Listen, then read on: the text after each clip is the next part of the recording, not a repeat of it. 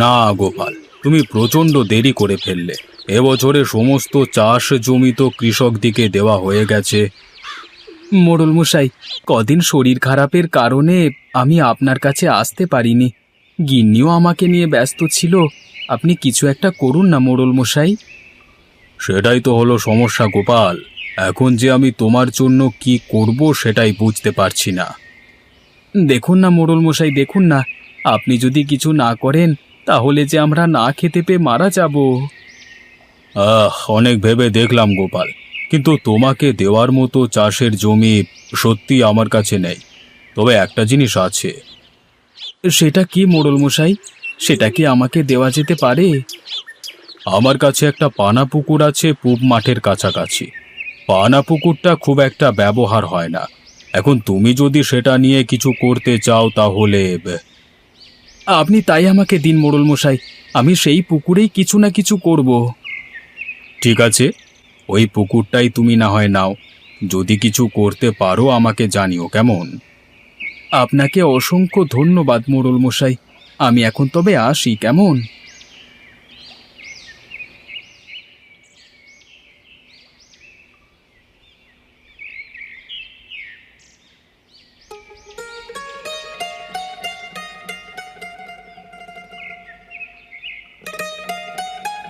ওগো, তুমি এসেছো?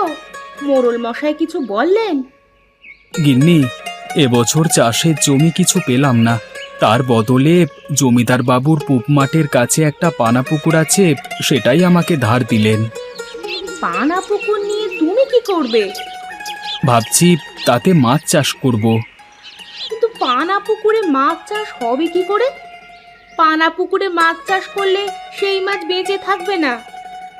সেটা তো আমি জানি গিন্নি, তাই জন্য আগামীকাল গিয়ে পানা পুকুরের পানাগুলো পরিষ্কার করে আসব। তারপর তাতে মাছ চাষ করব। কিন্তু অত বড় পানা পুকুরটা তুমি একা পরিষ্কার করবে কিভাবে? পেটের আর সংসারে টান পড়লে সমস্ত কিছুই করতে হবে গিন্নি। এখন চলো, ভেতরে চলো।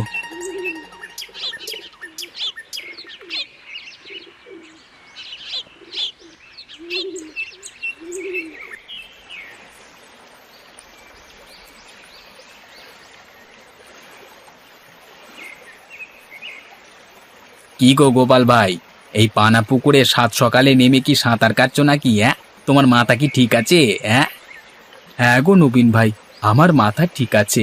এই পানা পুকুরটা আমি জমিদার বাবুর কাছ থেকে ধার করে নিয়েছি। লোকে চাষের জমি ধার করে নেয়, দুদিন বাদ বর্ষা নামবে, ফসলি জমি ফসল ফলিয়ে কোথায় দুটো টাকা কামাবে তা নয়, এই পানা পুকুরে নেমে তুমি কি করছো? আরে না গো নবীনদা, এবছর আমি ফসলি জমি পাইনি বলি তো মোড়ল মশাই আমাকে এই পানা পুকুরটি দিয়েছেন। ও তাই বলো, তাই পানা পুকুরে কি তুমি মাছ চাষ করবে নাকি? সেরকমই তো ইচ্ছে আছে, তারপর দেখা যাক কদ্দূর কি হয়। ঠিক আছে, দেখো পারো কিনা। আমি কাজে গেলাম, হ্যাঁ?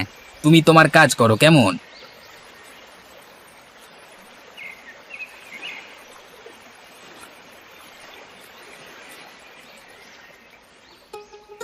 ব্যাস, এবার শুধু মাছের কিছু পোনা কিনতে হবে। সত্যি পুকুরটা পরিষ্কার করে কত সুন্দর লাগছে। সারাদিন জলে থেকে শরীরটা ভ্যাস ভ্যাস করছে। যাই, বাড়ি যাই, বাকি যা হবে কালকে দেখা যাবে।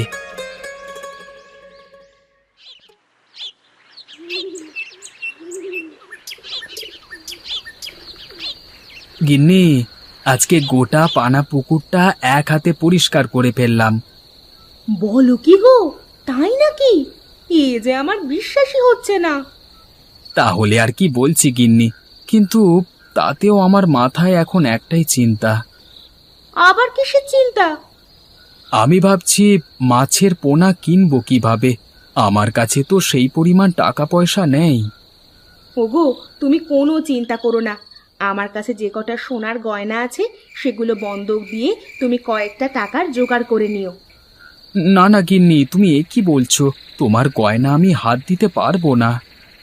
দেখো, এই সময় যদি গয়নাগুলো ঠিক কাজে না লাগে তবে আর কখন লাগবে বলো? তুমি না হয় ব্যবসা করে আমাকে আবার গয়নাগুলো গড়িয়ে দিও।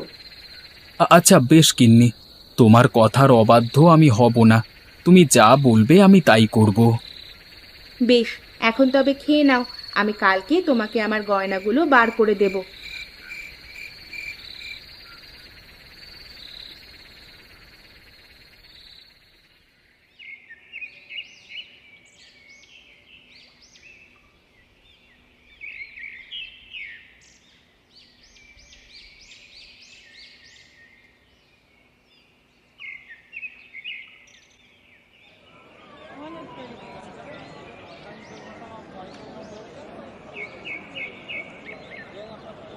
কেমন আছেন দাদা? হ্যাঁ, ভালোই আছি। তা তোমার কি অবস্থা? আমি ভালোই আছি দাদা। একটা নতুন ব্যবসা শুরু করব, হাতে একদম টাকা পয়সা নেই। তাই কয়েকটা গয়না বন্ধক দিয়ে আপনার কাছ থেকে কিছু টাকা নিতে এলাম। আচ্ছা, কই দিন দেখি গয়নাগুলো। এই গয়নাগুলোর জন্য আমি আপনাকে 1,000 টাকা দিতে পারি। আচ্ছা ঠিক আছে দাদা, তাই দিন।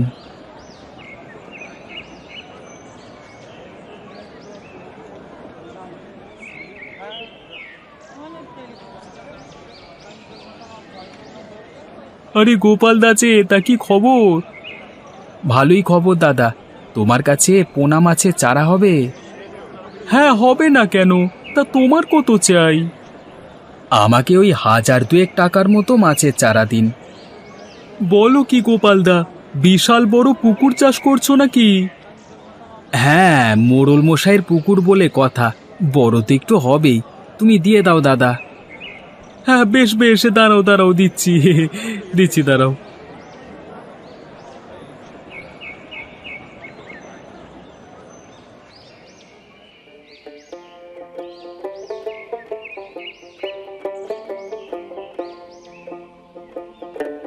ব্যাস, এবার সময় থাকতে থাকতে পোনা মাছের চারাগুলো পুকুরে ছেড়ে দিই। আহ, আমার পোনা মাছের চারা ছাড়া শেষ। এবার বাড়ি যাই, গিন্নির সঙ্গে পরামর্শ করে পরবর্তী কাজ করব। কি গো গোপাল ভাই, কি খবর তোমার? পুকুরে কি চাষ করবে ভাবলে? ভাবলাম কি গো দাদা, আমি তো এইমাত্র মাছের চারা পোনা ছেড়ে এলাম। বলো কি গো, ইয়ার্কি মারছো না তো? তোমার যদি ইয়ার্কি মনে হয় তাহলে তাই ভাবো, কয়েকদিন বাদ ঠিক দেখতে পাবে। সবই ঠিক আছে, কিন্তু গোপাল চারা পোনা কেনবার এত টাকা পেল কোথায়? ব্যাপারটা একটু খুঁটিয়ে দেখতে হবে তো।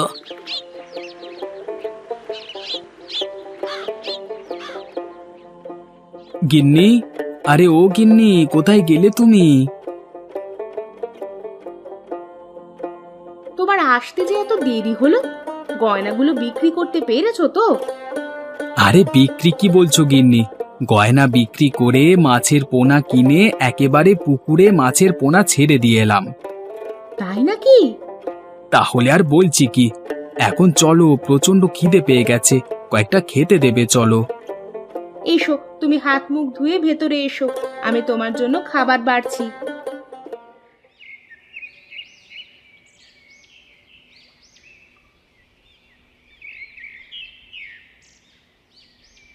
মোড়ল মশাই কেমন আছেন? আরে নবীন যে, তা কি খবর তোমার? চাষবাস কেমন চলছে? এই যে মোড়ল মশাই, চলে যাচ্ছে কোনো রকমে। মোড়ল মশাই, গোপাল আপনার পুকুরে মাছ চাষ করছে দেখলাম। হ্যাঁ, ওই পুকুরটা আমি ওকে ধারে দিয়েছি। কেন বলো তো? না না, কালকে দেখলাম চারা পোনা ছাড়লো, তাই আর কি বলছি। ও তাই নাকি? গোপালকে তো তাহলে খুব ভালো লোক বলতে হবে। এ কদিনের মধ্যেই অত বড় পানা পুকুরটা পরিষ্কার করে তাতে চারাপোনা ছেড়ে দিল। বাহ বাহ, সত্যি কাজের লোক। কিন্তু আপনার কি মনে হয় মোড়ল মশাই, ও কি ওই পানা পুকুরে মাছ চাষ করতে পারবে? আমার বিশ্বাস ও পারবে। ও ভালো করে মাছ চাষ করতে পারলে আমারও তো লাভ আছে, তাই না? আচ্ছা মোড়ল মশাই, আমি আপনাকে ওই খবরটাই দিতে এসেছিলাম। আমি এখন তবে চললাম, কেমন?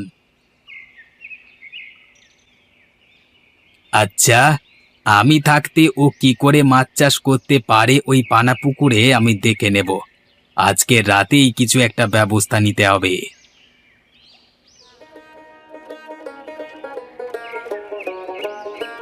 আরে আরে এ কি দেখছি আমি! এই যে এক রাতের মধ্যেই আমার পুকুরের মাছগুলো অনেক বড় বড় হয়ে গেছে। না, এখন আনন্দ না করে পুকুরের জলের মধ্যে কয়েকটা কাঁটা চোখ ফেলে দেওয়ার ব্যবস্থা করি।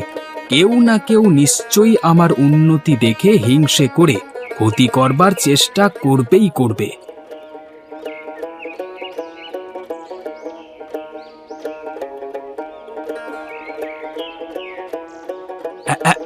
ব্যাস, আমার কাজ শেষ।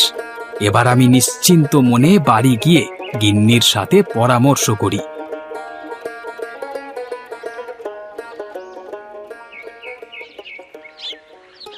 একদিনের মধ্যেই যে মাছগুলো এত বড় বড় হয়ে যাবে সেটা আমি কল্পনাও করতে পারিনি গিন্নি। এটাই তোমার পরিশ্রমের ফল।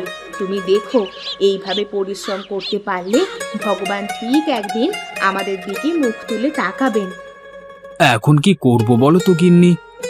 তুমি কালকে পোনাগুলোর জন্য খাবার কিনে এনে একবার করে ছড়িয়ে দিও, তাহলে দেখবে পোনা মাছগুলো আরো হৃষ্টপুষ্ট হবে। বেশ, তাই হবে গিন্নি।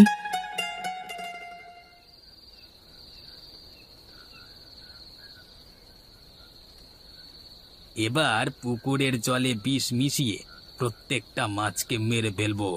তারপর দেখবো গোপাল, তুমি জমিদারের রোজ থেকে কিভাবে বাঁচো।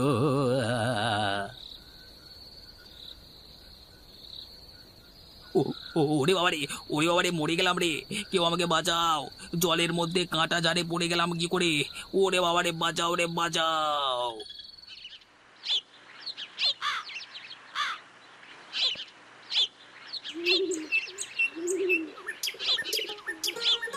আরে নবীনদা, তুমি এখানে পড়ে আছো কেন? তোমার এই অবস্থা হলো কি করে? ওরে, ওরে গোপাল, ওরে তুই আমাকে বাঁচা রে বাবা! কালকে রাত্রে আমি তোর ক্ষতি করতে এসেছিলাম গোপাল, আর এখন দেখ না, আমারই এই হাল হয়ে বসে আছে রে গোপাল। কিন্তু তুমি আমার ক্ষতি করতে চাইছিলে কেন? আমি আবার তোমার কোন পাকা ধানে মই দিলাম?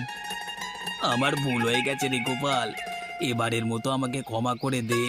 আমাকে দয়া করে এখান থেকে তোল। এখন তুলবো না, আগে মোড়ল মশাইকে ডেকে আনি, ওনার সামনে তুমি তোমার ভুল স্বীকার করো, তারপর তোমার মুক্তি।